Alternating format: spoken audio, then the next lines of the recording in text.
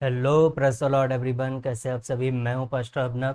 आज हम देखने वाले हैं 7 रीजन्स फॉर द रैप्चर, उसका पार्ट 2। पास्टर बेनी हिन की ये वीडियो है और देखते हैं इस वीडियो में उन्होंने क्या बताया है, इस पर हम डिस्कस करेंगे। Thank you Lord Jesus, I praise you. मैं तेरी प्रशंसा करता हूँ प्रभु, तेरी आराधना करता हूँ प्रभु, मैं तेरी आराधना करता हूँ मेरे खुदाबंद। एक मौका दिया प्रभु, तेरी स्तुति और महिमा कर रहा हूँ मेरे खुदाबंद परमेश्वर। इस अद्भुत शिक्षा के लिए तेरा धन्यवाद प्रभु। अपने प्रकाशन के द्वारा प्रभु बात कर पिता, अपने वचन से प्रकाशन प्रभु उत्पन्न कर, हम समझ पाए तेरे वचनों पर प्रभु परमेश्वर। मनन चिंतन कर रहे हैं तेरे वचनों को समझने के लिए प्रभु, बुद्धि दे प्रभु। आशीष दे, अपने लोगों से बातें कर इन वचनों के द्वारा पिता। और जल्द रैप्चर होने के लिए पिता हम बाट जो रहे हैं खुदाबंद, तेरी तलाश कर रहे हैं खुदाबंद। तेरे वचनों की ओर पिता परमेश्वर अपना ध्यान लगा रहे हैं। अपनी आशीष दे खुदाबंद परमेश्वर। हालेलुया। हम तुझे आदर महिमा और सम्मान देते हैं और परमेश्वर के लोग कहें आमीन और आमीन। मेरे साथ जुड़ने के लिए आपका बहुत बहुत धन्यवाद। और हम लोग बातचीत कर रहे थे तो रैप्चर होने के 7 कारण क्या है। अगर आपने अभी तक पार्ट फर्स्ट नहीं देखा है तो पिछली वीडियो में जाकर पार्ट फर्स्ट पहले देखें, उसके बाद इस वीडियो को देखें, क्योंकि यह वीडियो जो है पिछली वाली वीडियो का पार्ट हुआ। तो तो हमने पिछले पार्ट में 4 रीजन के बारे में बता दिया है और 3 रीजन रह गए थे। और हम लोग मत्ती अध्याय 25 पर बातचीत कर रहे थे, जिनमें से पहला रीजन था कि प्रभु हमें प्यार करता है। रैप्चर होने का पहला रीजन, क्यों रैप्चर होगा, क्योंकि प्रभु हमें प्यार करता है, ये पहला रीजन था। यूहन्ना अध्याय 14 में प्रभु उस प्रेम में, उसी प्रेम के फ्लो में परमेश्वर के पास पहुंचने का मार्ग बताते हैं और पवित्र आत्मा की सहायता मिलेगी, ऐसा वो बताते हैं। और ये सब इसीलिए क्योंकि वो हमसे प्यार करता है। और अध्याय 14 में प्रभु यीशु मसीह ने बताया है, पहले तो अपने चेलों को उसने कहा कि वह दिन आएगा रैप्चर के बारे में, और उसके बाद वह परमेश्वर से प्रार्थना भी करते हैं कि मैं चाहता हूं कि ये लोग मेरे साथ रहे। प्रभु चाहता है कि हम उसके साथ रहे। क्यों? क्योंकि प्रभु हमसे प्यार करता है। प्रभु हमसे प्यार करता है और वह हमारे साथ रहना चाहता है। यह रैप्चर का पहला कारण है कि वह हमारे साथ रहना चाहता है। हालेलुया। और रैप्चर होने का दूसरा कारण है संतों का पुनरुत्थान, रेजरेक्शन ऑफ द सेंट्स। संतों का पुनरुत्थान, जिसमें हमने वचन लिया था पहला थिस्सलुनीकियों अध्याय 4 वचन 16 से 19 के, जिसमें बताया गया है कि जिसमें प्रभु ने हमारे लिए ठहराया है और वायदा किया है कि संत लोग सोए हुओं में से जी उठेंगे। जितने भी संत लोग सो रहे हैं, जो लोग मसीह में सोते हैं तो वो मृतक नहीं कहलाते हैं, वो सो रहे होते हैं। कभी भी शोक नहीं मनाना चाहिए। यदि कोई मसीह में हमारा भाई या बहन सो जाते हैं तो उनके लिए हम शोक नहीं मनाते हैं, क्योंकि वो मसीह में सो रहा है, हम फिर उसे देखेंगे। शोक उसके लिए मनाया जाता है जिसकी आशा नहीं, पर हमारी आशा जीवित है। प्रभु ने कहा है कि रैप्चर होने का दूसरा कारण है कि संतों का पुनरुत्थान होगा, उनका पुनरुत्थान होगा। पहले जो मसीह में मुर्दे हैं, जो सो रहे हैं, वो जी उठेंगे। यह रैप्चर होने का कारण है। और तीसरा कारण मैंने आपको बताया था, नया शरीर प्राप्त होगा। We might receive a new body, और हम लोग एक नया शरीर प्राप्त करेंगे। यदि हमारा यह शरीर गल जाता है तो हम फिर से एक नया शरीर प्राप्त करेंगे। जैसे ही रैप्चर होगा, जैसे ही पुनरुत्थान होगा, हमारा एक नया शरीर होगा, हमारा ट्रांसफॉर्मेशन हो जाएगा, रूपांतरण हो जाएगा, मसीह की महिमा में हम लोग हो जाएंगे। फिलिपियो अध्याय 3 वचन 20 से 21 में हमने क्या पढ़ा था? पर हमारा स्वदेश स्वर्ग पर है और हम एक उद्धारकर्ता प्रभु यीशु के वहां से आने की बाट जो रहे हैं। वह अपनी शक्ति के उस प्रभाव के अनुसार जिसके द्वारा वह सब वस्तुओं को अपने वश में कर सकता है, हमारी दीनहीन देह का रूप बदलकर अपनी महिमा के देह के अनुकूल बना लेगा। तो रैप्चर होने का तीसरा कारण कि हमारे शरीर को वो ट्रांसफॉर्मेशन करेगा, वह उसका रूप बदल देगा, उसका रूपांतरण करेगा और अपनी महिमा की देह के अनुकूल बना लेगा। यह तीसरा कारण। और चौथा कारण मैंने बताया, वह अपने सेवकों का हिसाब किताब करने के लिए आ रहा है। वह अपने सेवकों का हिसाब किताब करने के लिए आ रहा है, न कि कलीसिया या फिर अपने लोगों का। वह हम पास्टर्स का, वह प्रचारक लोगों का, जो प्रभु में उपदेशक हैं, उन लोगों का हिसाब किताब करने के लिए आएगा। यह चौथा कारण है रैप्चर होने का। मत्ती अध्याय 25 में जिसे हम पढ़ रहे थे और यहीं पर हमने छोड़ा था, इसके आगे का हम देखेंगे, लेकिन मत्ती अध्याय 25 वचन 13 देखो क्या कहता है। यह रैप्चर के बारे में दिया गया है। मत्ती अध्याय 25 वचन 13 में लिखा है, इसलिए जागते रहो क्योंकि तुम ना तो उस दिन को जानते हो ना उस घड़ी को। ये घटना ऐसी है कि इसके बारे में पता नहीं चलेगा कि कब अचानक से हो जाएगा, क्योंकि बाइबल कहती है कि यह पलक झपकते होगा, बिल्कुल पलक झपकते ही एकदम सब कुछ बदल जाएगा। तो इसीलिए प्रभु ने कहा जागते रहो क्योंकि तुम ना तो उस दिन को जानते हो ना उस घड़ी को। जब सबको दिखाई देने वाला प्रभु यानी कि विजिबल रिटर्न, जब सबको दिखाई देने वाला प्रभु का आगमन होगा तो पृथ्वी पर 7 साल में अलौकिक घटनाएं हो चुकी होंगी। वो 7 साल महाकलेश के हो जाएंगे, तब प्रभु आएगा। जब प्रभु का आगमन होगा तो उस वक्त हर कोई जान लेगा कि स्वर्ग में परमेश्वर भी है। हर कोई जान लेगा कि न्याय जैसी कोई भी चीज होती है, क्योंकि अभी लोग विश्वास नहीं करते कि न्याय जैसी कोई चीज होती है, वो लोग विश्वास नहीं करते। लेकिन जब रैप्चर होगा तो हर कोई जानेगा। उस वक्त तो कोई नास्तिक नहीं होगा। सबसे इंपॉर्टेंट, कोई नास्तिक नहीं, क्योंकि हर कोई देखेगा। क्योंकि वो एलिय्याह को देखेंगे, वो मूसा को देखेंगे, वो हनोक को देखेंगे, वे उन्हें मसीह विरोधी द्वारा मरता हुआ देखेंगे और फिर उनका पुनरुत्थान होते हुए देखेंगे, और फिर उनको एक नया शरीर मिल रहा है, वो नया शरीर प्राप्त करते हुए देखेंगे और फिर स्वर्ग में जाते हुए देखेंगे। तो ये सब देखकर कोई नास्तिक नहीं रहेगा, सब देखेंगे और विश्वास करेंगे कि हाँ प्रभु है। तब हर कोई विश्वास करेगा कि न्याय भी होता है। फिर वो कहेंगे कि हमने तो बस इसे कहानियों में सुना था, हमने तो इसका मजाक बनाया था, लेकिन ये तो वास्तविक है। तो हर चीज वास्तविक हो जाएगी, ये रैप्चर होगा, हर चीज वास्तविक हो जाएगी। लेकिन इन 7 सालों में पृथ्वी पर अलौकिक घटनाएं हो जाएंगी, बहुत ही कलेश के घटनाएं होंगी, बहुत ही ट्रिब्यूलेशन पृथ्वी पर फैल जाएगा। जब प्रभु का आगमन की भनक लगेगी तब मसीह विरोधी भी अलर्ट होगा और उसकी सेना अलर्ट हो जाएंगे और प्रभु के आगमन को उसके विरुद्ध अपनी सेना को खड़ा करेंगे, ताकि वह प्रभु के आगमन में बाधा डाले। लेकिन कोई भी उस आगमन को रोक नहीं सकेगा, पृथ्वी पर कोई नहीं रोक सकेगा, क्योंकि प्रभु का आगमन निश्चित है। उस इवेंट को कोई रद्द नहीं कर सकता, रिजेक्ट नहीं कर सकता, रद्द नहीं कर सकता, वो होकर रहेगा। प्रभु यीशु का दूसरा आगमन 2 इवेंट्स में होगा, मैंने पिछली वीडियो में बताया था, जिसमें पहला इवेंट है रैप्चर जिसके 7 कारण है, और दूसरा इवेंट है विजिबल रिटर्न्स, यानी कि सबको दिखाई देने वाला रिटर्निंग। भाई यीशु वापस आ रहा है, सबको दिखाई देते हुए वापस आएगा। तो पहला रैप्चर के बारे में हमने आपको बताया, जिसके 7 कारण है। रैप्चर जब होगा तो नूह के जैसे दिन हुआ करते थे वैसे ही इस पृथ्वी पर दिन फिर से हो जाएंगे। लोग अपने शादी ब्याह करेंगे, खाएंगे पिएंगे, डांस करेंगे और ड्रिंकिंग करेंगे और मैरिजेस करेंगे, बिल्डिंग्स बनाएंगे और खरीदने और बेचने का काम सिलसिला जारी रखेंगे, प्रॉस्पेरिटी के पीछे दौड़ लगाएंगे, अपना नाम कमाने के लिए दौड़ लगा रहे होंगे। ये सब बिल्कुल नॉर्मल दिखेगा। रैप्चर के समय सब कुछ नॉर्मल होगा और शांति जैसा लगेगा, लेकिन ये झूठी शांति होगी। ये देखने में आपको शांति जरूर लगेगी, लेकिन ये झूठी शांति होगी।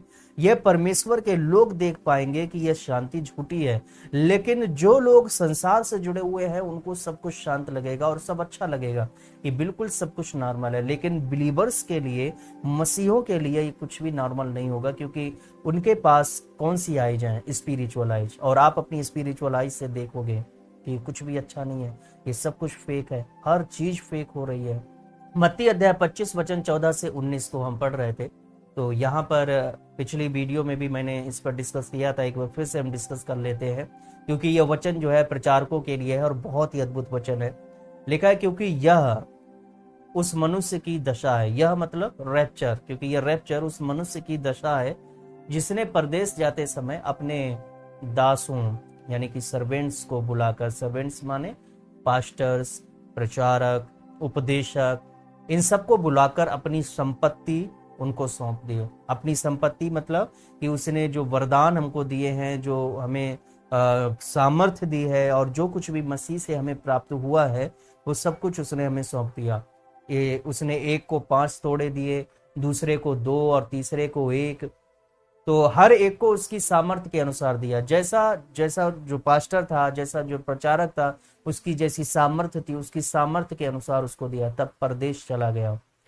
तब जिसको 5 तोड़े मिले थे उसने तुरंत जाकर उनसे लेन देन किया और 5 तोड़े और कमाए। और इसी रीति से जिसको 2 मिले थे उसने भी 2 और कमाए, और जिसको 1 मिला था उसने जाकर मिट्टी खोदी और अपने स्वामी के रुपए छिपा दिए। तो जिनको मिला था ज्यादा है, 5 मिले थे, जिनको 2 मिले थे, इन लोगों ने जाकर मेहनत की और बीच में परमेश्वर का वचन प्रचार किया। जब तक उसका स्वामी नहीं आ जाता उसने प्रभु के लिए सारे काम किए, उनसे लेन देन किया और कमाए। जितना उसको दिया गया उतने ही और कमा लिए। लेकिन यह वाला जो सेवक था इसने जाकर मिट्टी खोदी। आज बहुत से लोग मिट्टी खोद देते हैं, वो रिजेक्ट कर देते हैं, उस कॉलिंग को रिजेक्ट कर देते हैं, मिट्टी खोदते हैं। उसने जाकर मिट्टी खोदी और अपने स्वामी के रुपए छिपा दिए। जो सामर्थ उसे दी गई थी, जो उसको वरदान दिया गया था, जो मसीह से हमें प्राप्त हुआ, हमने मिट्टी खोदी और उसमें उसको दफन कर दिया। फिर क्या हुआ? बहुत दिनों के बाद उन दासों का स्वामी आकर, यानी कि after return of the Lord, second coming of the Lord, तो बहुत दिनों के बाद एक लंबा समय गुजर गया और इसके बीच महाकलेश भी हुआ। और बहुत दिनों के बाद जब प्रभु यीशु मसीह का दूसरा आगमन हुआ, जब मालिक का दूसरा आगमन हुआ, तो वह उनसे लेखा लेने लगा। तो रैप्चर होने का चौथा कारण क्या हुआ? कि वह अपने सेवकों से लेखा लेगा कि उनको क्या दिया गया था, उन्होंने क्या कमाया, उनके साथ क्या किया है जो उनको दिया गया था। आगे वचन 20 में हम पढ़ते हैं, जिसको 5 तोड़े मिले थे उसने 5 तोड़े और लाकर कहा, हे स्वामी, तूने मुझे 5 तोड़े सौंपे थे, देख मैंने 5 तोड़े और कमाए हैं। उसके स्वामी ने उससे कहा, धन्य है अच्छे और विश्वास योग्य दास, धन्य है अच्छे और विश्वास योग्य दास। ये वर्ड परमेश्वर के मुख से जब निकलता है तो आत्मा धन्य हो जाती है। तू थोड़े में विश्वास योग्य रहा, मैं तुझे बहुतों का अधिकारी बनाऊंगा। बहुतों का अधिकारी, प्रॉस्पेरिटी हर चीज पर। लेकिन संसार में जिसने प्रॉस्पेरिटी की ओर ध्यान लगाया तो बहुतों पर अधिकारी नहीं हो पाया। लेकिन यहां पर परमेश्वर का वचन कहता, मैं तुझे बहुतों पर अधिकारी ठहराऊंगा। क्यों? क्योंकि वह फल लेकर आया, फ्रूटफुल हुआ, वह अपने स्वामी के आनंद में सहभागी हो। और स्वामी का आनंद क्या है आगे जाकर हम बातचीत करेंगे, क्योंकि अगला जो रीजन होने वाला है वो इसी से कनेक्टेड। अपने स्वामी के आनंद में सहभागी हो, ये बड़ी बात है। क्योंकि रैप्चर का मतलब क्या है? स्वामी के आनंद में सहभागी होना। क्यों हम कलीसिया उठाई जाएगी? क्योंकि कलीसिया आनंद के सहभागी हो जाए, इसीलिए कलीसिया उठाई जाएगी। अपने स्वामी के आनंद में सहभागी वो लोग होंगे जो 5 तोड़े और 2 तोड़े वाले जो सेवक थे इनके समान काम करेंगे, ना कि उस एक के समान। क्योंकि आगे क्या लिखा है, तब जिसको 1 तोड़ा मिला था उसने आकर कहा, हे स्वामी, मैं जानता हूं कि तू कठोर मनुष्य है। उसने कहा तू कठोर है। बाकी किसी ने उसको कठोर नहीं कहा, अपने प्रभु को उसने किसी ने कठोर नहीं कहा, लेकिन इसने कहा मैं जानता हूं तू कठोर है। क्योंकि वो अंदर से पहले से ही जानता था कि तू कठोर है, तू कठोर मनुष्य है। तू जहां कहीं नहीं बोता वहां काटता है, और जहां नहीं छींटता वहां बटोरता है। इसीलिए मैं डर गया। मैंने पिछली वीडियो में बताया, मैं डर गया। और जो डर जाता है वहां पर कोई विश्वास नहीं होता है। देयर आर नो फेथ, कोई विश्वास है ही नहीं। जब विश्वास नहीं तब डर आता है। जब विश्वास आपके अंदर नहीं है तो मसीह के साथ में क्या रिश्ता, किस चीज का रैप्चर? मैं डर गया मतलब विश्वास नहीं, आशा नहीं। हालेलुया।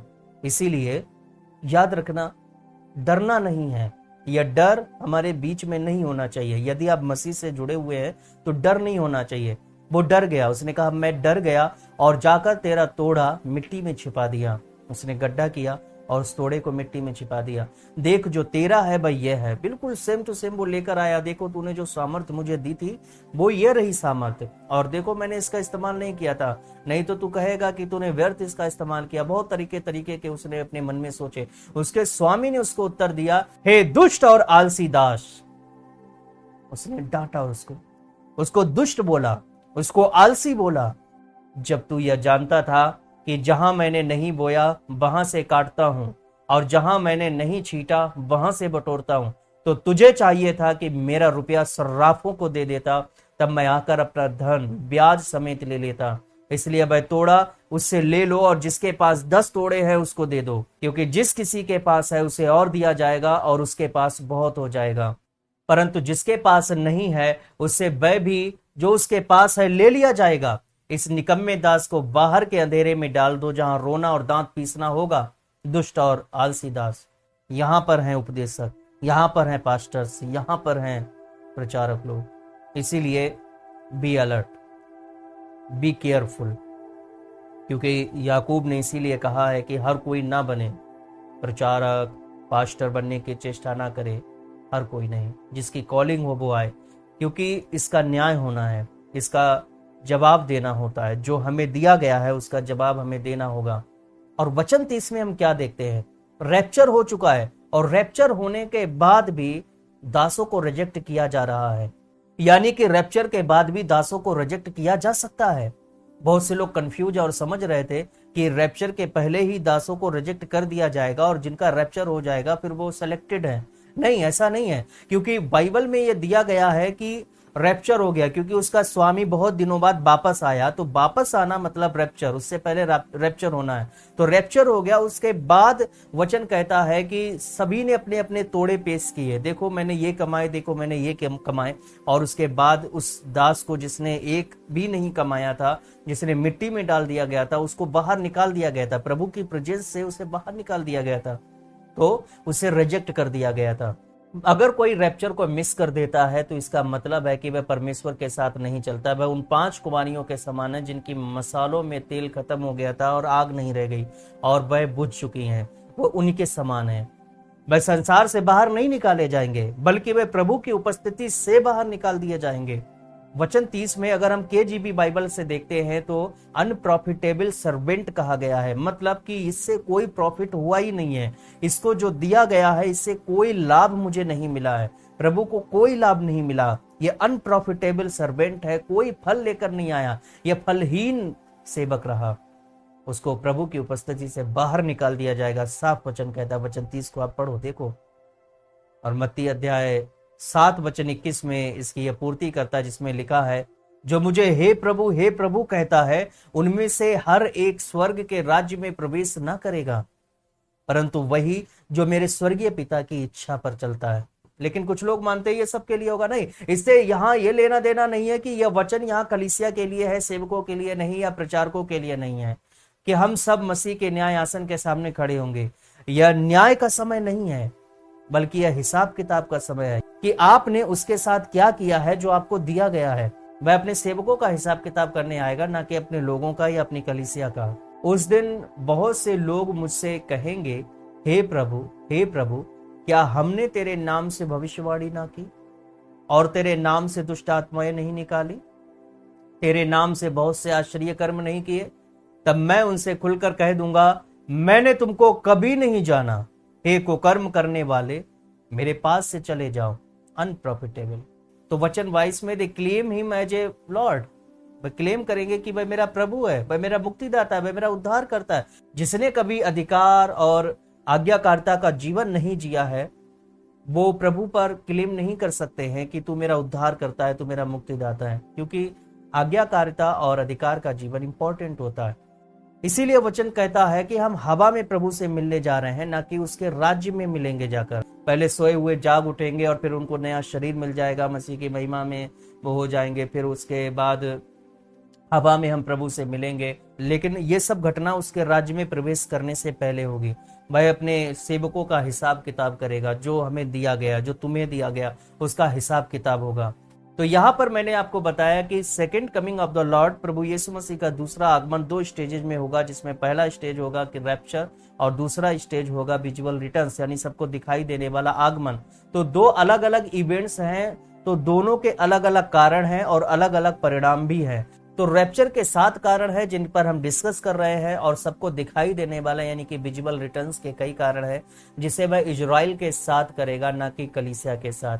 वो हमसे लेना देना नहीं होगा, वो इजराइल से लेना देना होगा, अन्य लोगों से लेना देना होगा जिन्होंने कभी उस पर ध्यान किया ही नहीं है। तो वो होगा विजुअल रिटर्न्स उन सभी के लिए। लेकिन यह समझना हमारे लिए बहुत महत्वपूर्ण है, क्योंकि हम प्रभु के प्रेजेंस में आकर भी रिजेक्ट किए जा सकते हैं। यह हमारे लिए सबसे अधिक दुखदाई साबित होगा अगर हम निकाल दिए गए तो।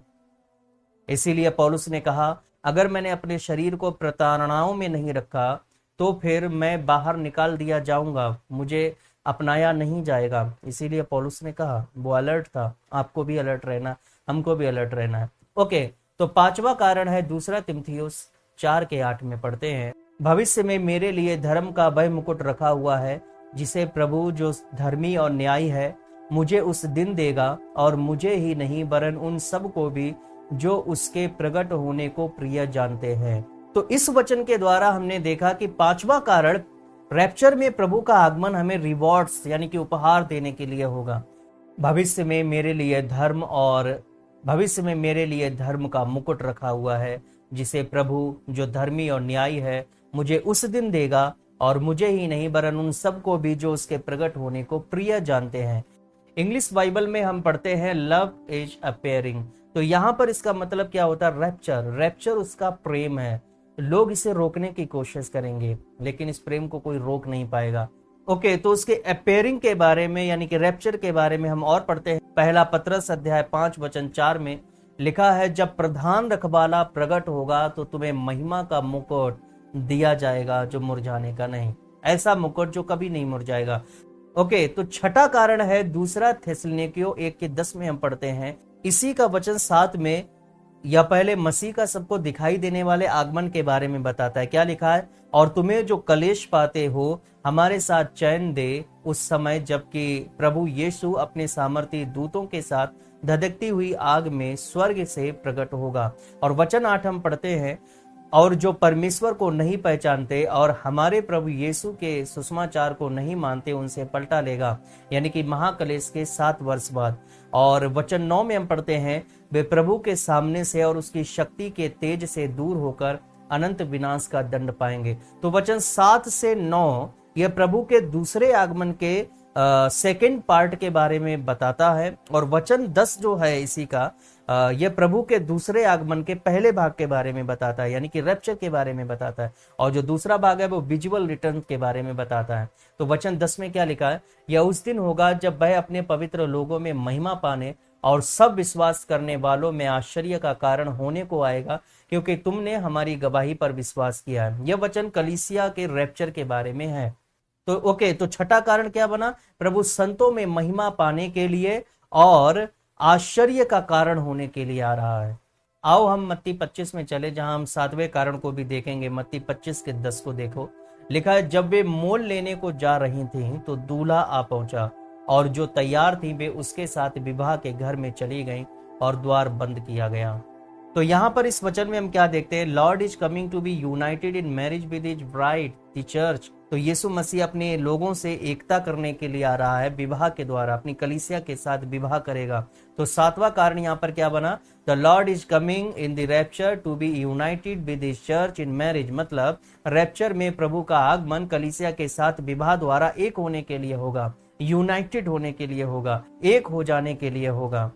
प्रकाशित वाक्य अध्याय 19 वचन 7 से 9 में और इफिसियों अध्याय 5 वचन 23 से 32 में दोनों में विवाह के बारे में बताया गया है। इन दोनों को जब हम कंपेयर करते हैं तो प्रकाशित वाक्य अध्याय 19 वचन 7 में हम देखते हैं, आओ हम आनंदित और मगन हों और उसकी स्तुति करें, क्योंकि मेमने का विवाह आ पहुंचा है, उसकी दुल्हन ने अपने आप को तैयार कर लिया है, कलीसिया ने अपने आप को तैयार कर लिया है। उसको शुद्ध और चमकदार महीन मलमल पहनने का अधिकार दिया गया, क्योंकि उस महीन मलमल का अर्थ पवित्र लोगों के धर्म के काम है।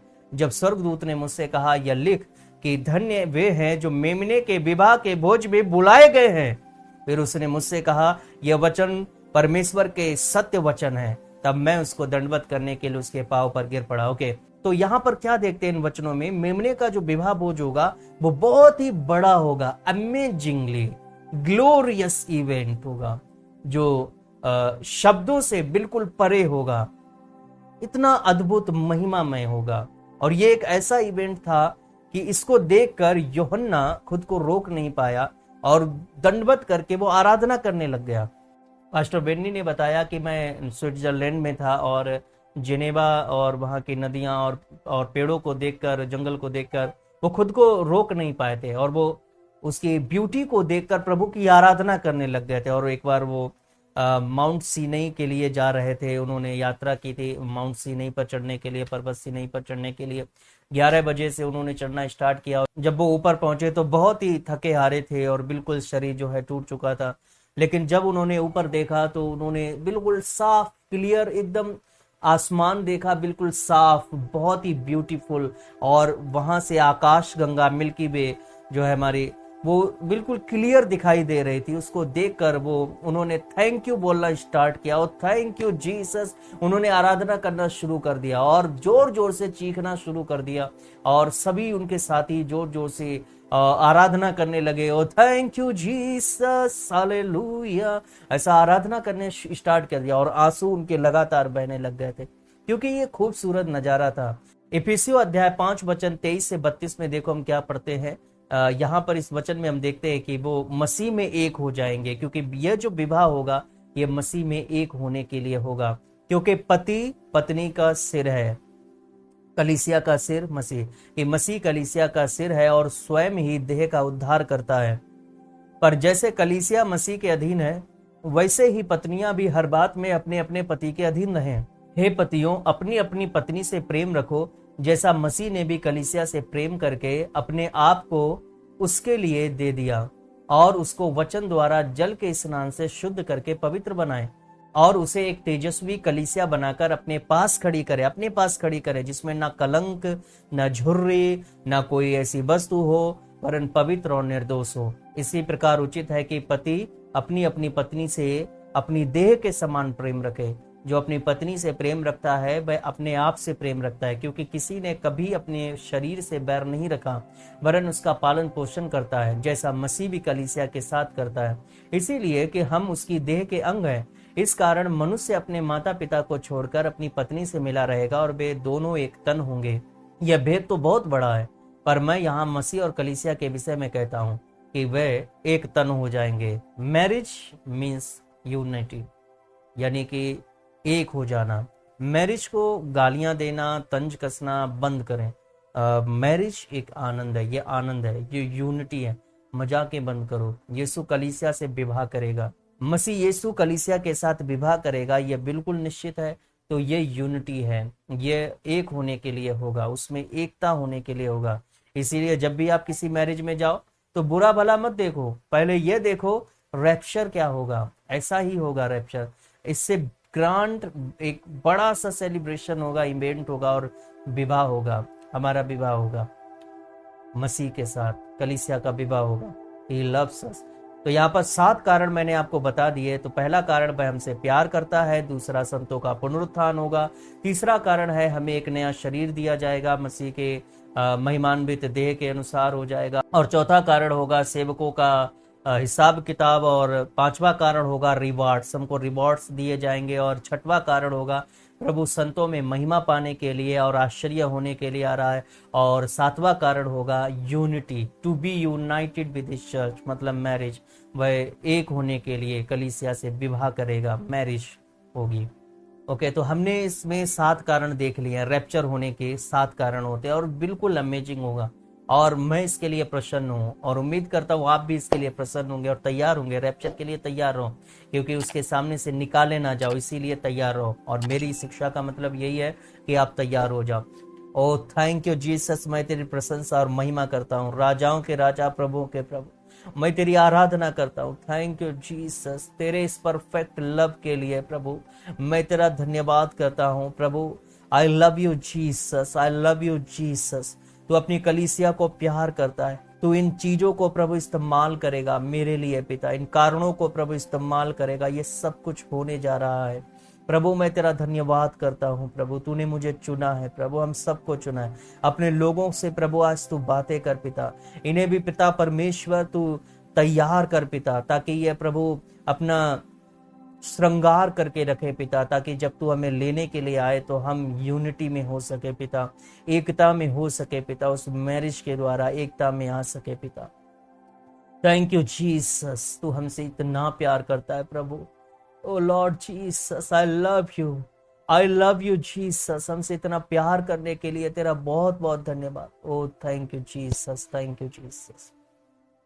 प्रभु अपने लोगों से बातें कर प्रभु, अपने लोगों को छुटकारा दे प्रभु, इन बंधनों से छुटकारा दे जिनमें वो पड़े हुए हैं प्रभु इन्हें छुटकारा दे पिता परमेश्वर, ताकि उस प्रेम को ये देख पाए, उसकी गहराई को ये देख पाए जो तू कलीसिया के साथ करता है। हाँ प्रभु, अपनी कलीसिया से तू प्रेम करता है, ये पहचानने पाए पिता, ये भी तुझसे प्यार करने पाए, तेरे लोग तुझसे प्यार करें, तुझसे दूर ना जाए पिता, ये तेरे करीब हो सके पिता, तेरे साथ रह सके, तेरे साथ चलने लग जाए प्रभु। इनके हृदय में प्रभु अपना प्रेम रख दे और तेरा पवित्र आत्मा इनकी अगुवाई करे। हम तुझे आदर और महिमा और सम्मान देते हैं हमारे मुक्तिदाता यीशु के नाम में मैं मांगता हूँ, और परमेश्वर के लोग कहें आमीन और आमीन। ओके, तो ये समय है अब परमेश्वर के कामों के लिए बोने का। आपकी स्क्रीन पर जो जानकारी आ रही है, आप हमें अपना बीज, अपना कीमती बीज बोएं, जिससे परमेश्वर का राज्य दूर दूर तक फैले और ये वचन दूर दूर तक पहुंच सके। प्रभु के कामों के लिए जो बोते हैं वो कभी भी भीख नहीं मांगते, वो कभी भी हाथ नहीं पसारेंगे, उनको कभी भी किसी और से मांगने की जरूरत नहीं होगी, उनको निराश नहीं होना पड़ेगा, क्योंकि परमेश्वर देने वालों को और देता है, क्योंकि वचन कहता है दो और तुम्हें दिया जाएगा, परमेश्वर आपको भी देगा। स्क्रीन पर जो नंबर है 9927340655, ये व्हाट्सएप नंबर भी है और ये गूगल पे नंबर भी, आप यहाँ पर अपना बीज बो सकते हैं। प्रभु की आशीष आप सभी के साथ हो। मिलते हैं अगली वीडियो में, तब तक के लिए शालोम।